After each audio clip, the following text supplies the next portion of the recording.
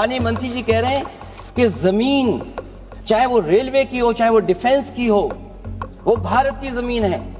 मैं भी स्वीकार करता हूं कि रेलवे की जमीन भी भारत की है, डिफेंस की भी जमीन भारत की है। क्या डिफेंस की जमीन नहीं बेची जा रही मंत्री जी? अध्यक्ष महोदय, क्या रेलवे की जमीनें नहीं बेची जा रही हैं? आदरणीय सभापति महोदय, मैं आपका बहुत धन्यवाद देना चाहता हूं कि बहुत ही महत्वपूर्ण और देश के लिए और बड़ी आबादी के लिए भारतीय जनता पार्टी की सरकार में एक और बिल आया है। क्योंकि मेरे से पूर्व में जो हमारे साथी बोले हैं वो माननीय सदस्य हमारे साथ नहीं, लेकिन मैं उनके बहुत सारी बातों से सहमत हूं। और अध्यक्ष महोदय, मैं देख रहा हूं जो एक्स कांग्रेस वाले वो ज्यादा बोल रहे हैं।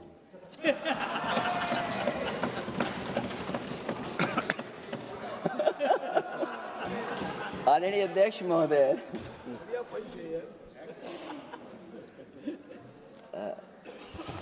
अध्यक्ष महोदय, जो आज बिल पेश हुआ है, मैं हिंदी और अंग्रेजी को जो कुछ समझ सकता हूं वो यही मैं कह सकता हूं कि माननीय मंत्री जी ने ये कहा कि ये उम्मीद है। ये उम्मीद कैसे बना है? अंग्रेजी में भी मुझे समझ में नहीं आ रहा कि उम्मीद है ये, हिंदी में भी समझ में नहीं आ रहा कि ये उम्मीद है। यूनिफाइड वक्फ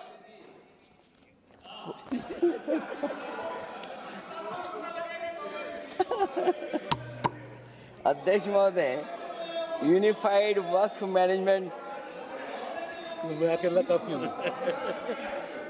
अध्यक्ष महोदय, ये अध्यक्ष महोदय,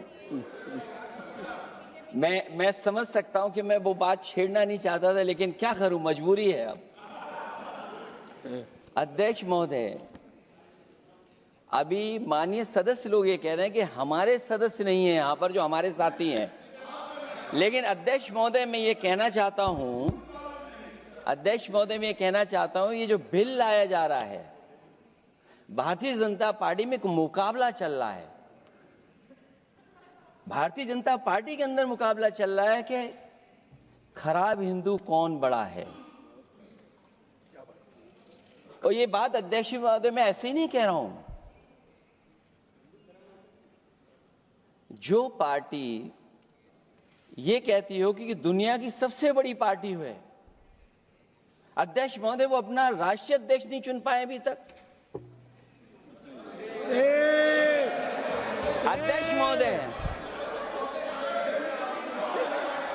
अध्यक्ष महोदय, भारतीय जनता पार्टी क्या है?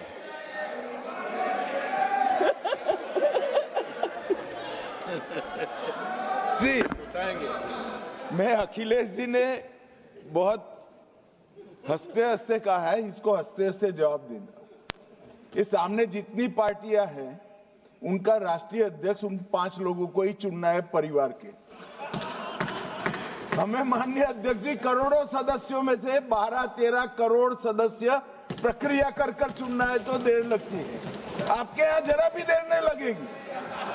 मैं कह देता हूं अभी 25 साल तक आप अध्यक्ष हो जाओ, नहीं बदल सकता।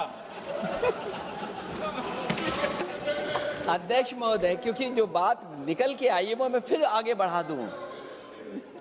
अध्यक्ष महोदय, जो बात सोशल मीडिया या और जगह गुपचुप हो रही है, कहीं ऐसा तो नहीं था कि अभी कुछ दिन पहले यात्रा जो हुई है वो कहीं 75 वर्ष की एक्सटेंशन वाली यात्रा तो नहीं थी? अध्यक्ष महोदय, ये जो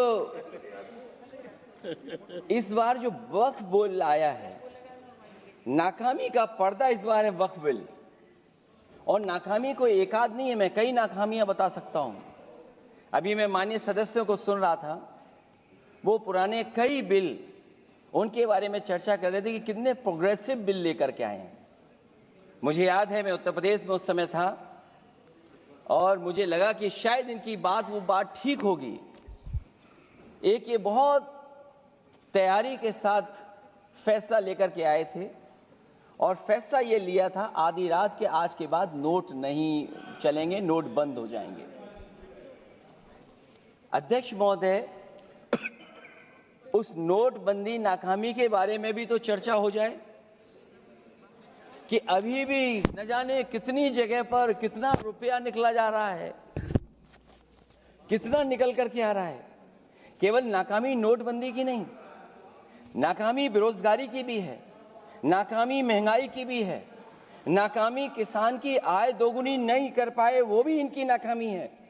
मुझे याद है एक माननीय मंत्री जी पूरे देश की नदियों के बारे में बीओडी बता रहे थे, लेकिन माननीय मंत्री जी ये भूल गए कि उनके शहर में, उनके क्षेत्र की जो नदी है उसकी बीओडी क्या है।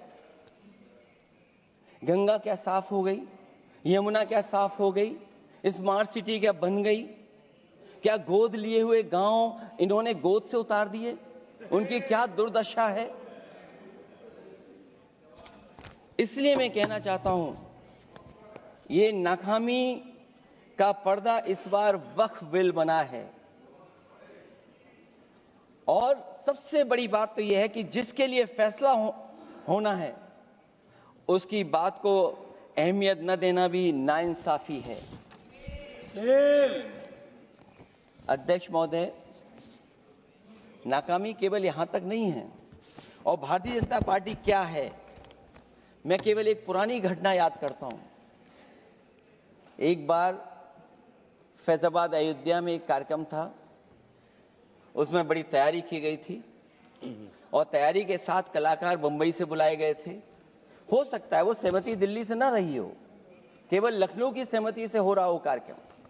और जब कार्यक्रम की पूरी तैयारी हो गई, भगवान श्री राम बनकर के कोई आ गया, लक्ष्मण बनकर के कोई आ गया, मां सीता भी बनकर के कोई आ गया, हनुमान जी और भगवान हनुमान भी बनकर के कोई आ गया।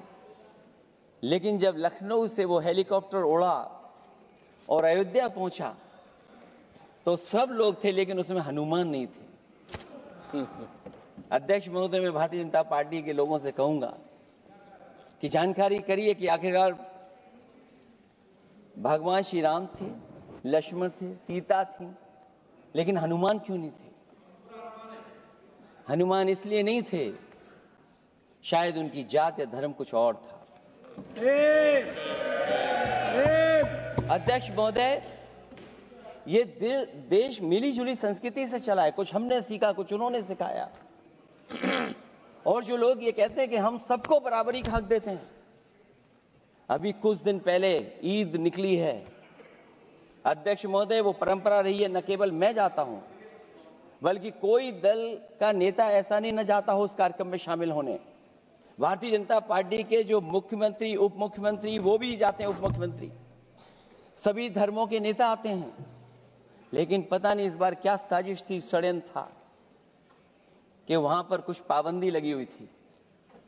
अगर किसी कारण पाबंदी लगी हुई थी तो बात समझ में आती है, लेकिन जब जानकारी हुई है, किसी को नहीं पता था कि पाबंदी क्यों लगी है कि आप नहीं जा सकते वहां पर कार्यक्रम में शामिल होने। क्या यही भारत है, यही संविधान हमें रास्ता दिखाता है? अध्यक्ष महोदय, मंत्री जी बताएं हमें, वो खुद भी माइनॉरिटी हैं, भगवान बुद्ध के रास्ते पे चलते हैं। भगवान बुद्ध का रास्ता दूसरा है।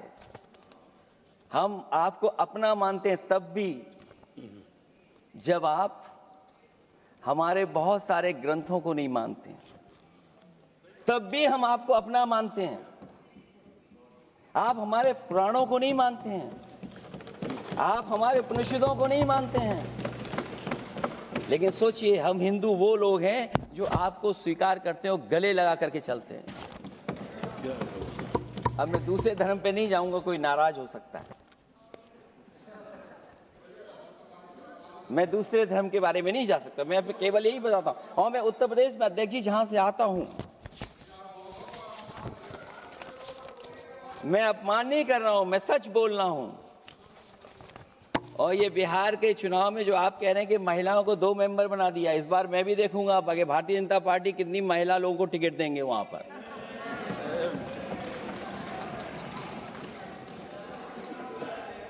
अध्यक्ष महोदय, भाजपा जब भी कोई नया बिल लाती है तो वो अपनी नाकामी छुपाती है। भाजपा वाले मुसलमान भाइयों की वक्फ की जमीन चिन्हित करने की बात कर रहे हैं, जिससे महाकुंभ में जो हिंदू मारे गए हैं या खो गए हैं उनको चिन्हित करने की बात पर पर्दा पड़ जाए। अध्यक्ष महोदय, मुझे खुशी इस बात की कि हमारा धर्म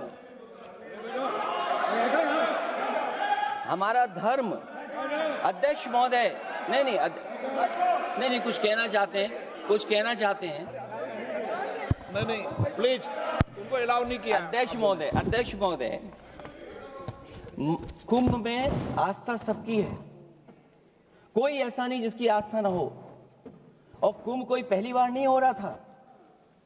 ये भारतीय जनता पार्टी के लोगों ने ऐसा प्रचार किया कि 144 वर्षों के बाद पहली बार महाकुंभ होने जा रहा है और लोग निकल पड़े। सरकार ने कहा कि हमारी तैयारी 100 करोड़ की है। आप कहते टेक्नोलॉजी का हम इस्तेमाल करेंगे, जमीनों को हम मैपिंग कर करके डेटा एंड रिकॉर्ड ठीक करेंगे। अध्यक्ष महोदय, ये बताएं कि वो 30 लोग कौन थे, उनके नाम क्या थे जिनकी जान चली गई। न केवल जान जाने वालों की, बल्कि अध्यक्ष महोदय ये सरकार बताए कि जो लगभग 1000 हिंदू खो गए हैं, जो अभी तक नहीं मिले, जो अभी तक नहीं खोज पाए हैं, वो 1000 हिंदू की सूची कहां है? और फिर धर्म कारोबार की बात है, जो ये लोग अध्यक्ष महोदय, मैं कार सेवक वाली बात इसलिए नहीं छेड़ना चाहता हूं। अध्यक्ष महोदय, ये शायद माननीय सदस्य जानते नहीं कुछ सच्चाई नहीं जानते। अध्यक्ष महोदय, ये संविधान की वजह से, संविधान को बचाने के लिए, हिंदू एकता को बचाने के लिए कुछ फैसले लिए गए, लेकिन एफआईआर हम लोगों पे नहीं लिखी गई थी। एफआईआर उन पे लिखी गई थी जो बेचारे तैयार हो गए थे सुबह, लेकिन पता नहीं कहां से फोन आया था, कहा था कि अब तैयार तो हो गए हो लेकिन आप शिलान्यास में नहीं आ सकते। बहुत सही। इसलिए बात को इधर से उधर नहीं में ले जाना चाहता। अखिलेश जी, जरा वक्त पे भी आ जाओ। अच्छा, वक्त पे आ रहा हूं। नहीं, वक्त पे अध्यक्ष इसलिए आ रहा हूं क्योंकि वक्त समझने के लिए भारतीय जनता पार्टी की सोच क्या है। और ये अध्यक्ष महोदय जब ये कह रहे हैं कि इससे कारोबार होगा, अध्यक्ष महोदय, धर्म की चीजों से कारोबार नहीं हो सकता। हमारे उत्तर प्रदेश के मुख्यमंत्री जी ने भी कहा कि कारोबार होगा। वो 30 की गिनती में उलझे हुए हैं, जैसे 30 मार खाए वो। उनसे पूछा कि जान कितनी गई, वो 30। उनसे पूछा कि कारोबार कितने का होगा, 30 गुणा 10,000 करोड़। सोचिए, कुंभ हमारा क्या कारोबार की जगह है? और फिर उसका कौन नापेगा, कैसे नालाएगा? और फिर हमारे माननीय मंत्री जी कह रहे हैं कि जमीन, चाहे वो रेलवे की हो, चाहे वो डिफेंस की हो, वो भारत की जमीन है। मैं भी स्वीकार करता हूं कि रेलवे की जमीन भी भारत की है, डिफेंस की भी जमीन भारत की है। क्या डिफेंस की जमीन नहीं बेची जा रही मंत्री जी? अध्यक्ष महोदय, क्या रेलवे की जमीनें नहीं बेची जा रही हैं? अध्यक्ष महोदय, केवल यहां तक नहीं, कितना हस्तक्षेप होता है। वक्फ भी भारत के, इसीलिए तो कहीं ना कहीं वक्फ की जमीन से, अध्यक्ष महोदय, माननीय मंत्री जी बताएं, और मुझे उम्मीद है कि जब जवाब देंगे तो बताएंगे कि वक्फ की जमीन से बड़ा मुद्दा वो जमीन है जिस पर चीन ने अपने गांव बसा लिए हैं, लेकिन कोई बाहरी खतरे पर सवाल बवाल न करे, इसलिए ये बिल लाया जा रहा है। और माननीय मंत्री जहां से आते हैं, जिस प्रदेश से आते हैं, कम से कम ये तो बताएंगे कि वहां कितने चीन ने गांव बसा लिए, घर बन गए हैं। अध्यक्ष महोदय, आपके माध्यम से सरकार गारंटी दे कि वक्फ की जमीन कभी भी किसी भी पैतरेबाजी से किसी और मकसद के लिए किसी और को नहीं दी जाएगी।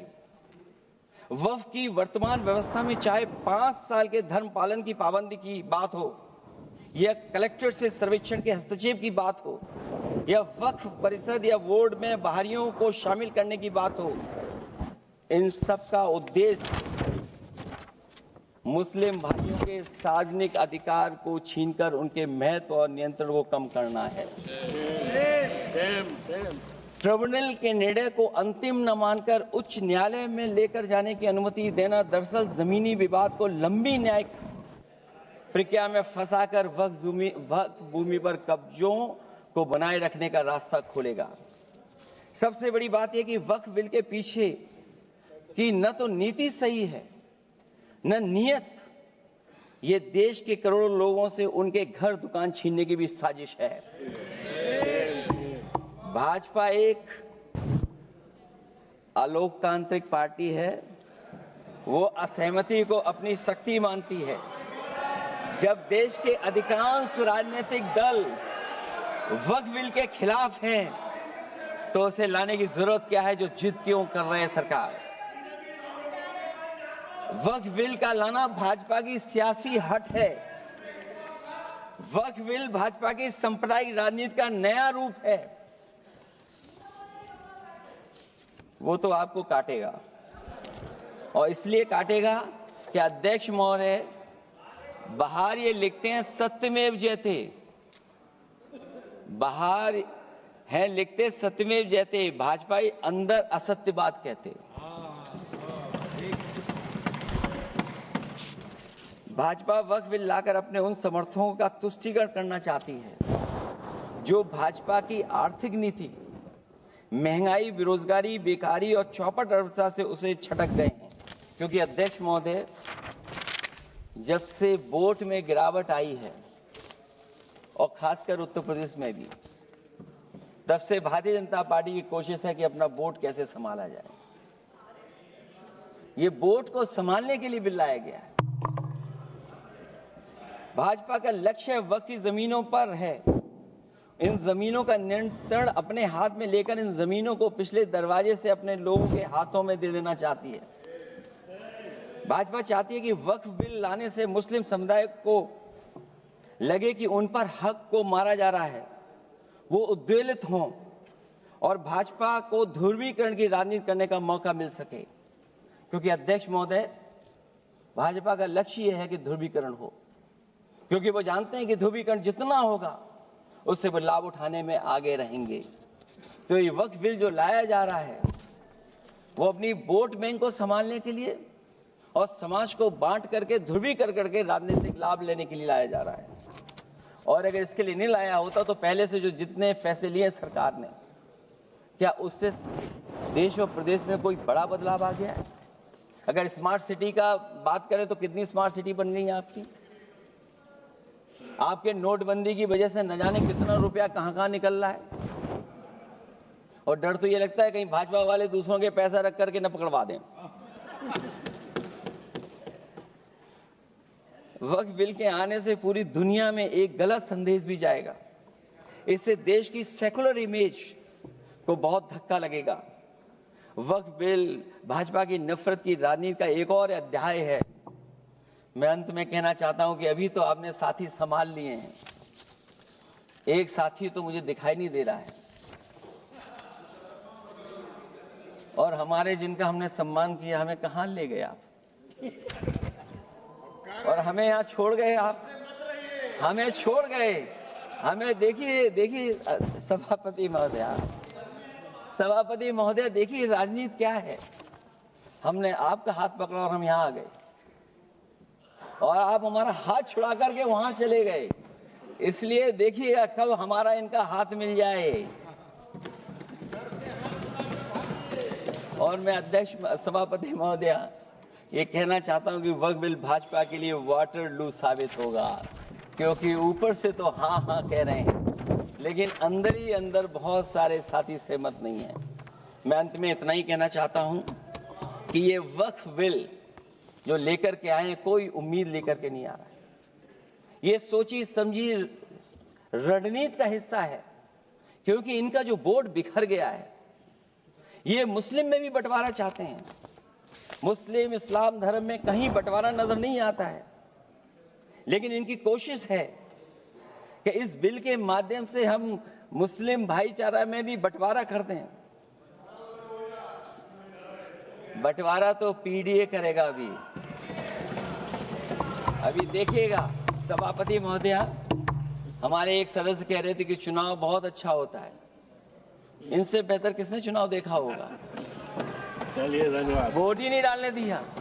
चलिए सभापति महोदया, मैं धन्यवाद देता हूं। मैं और अपने दल और साथियों के साथ कहता हूं कि समाजवादी पार्टी बिल का विरोध करती है। वोट पड़ेगा तो हम इसके खिलाफ वोट डालने जा रहे हैं।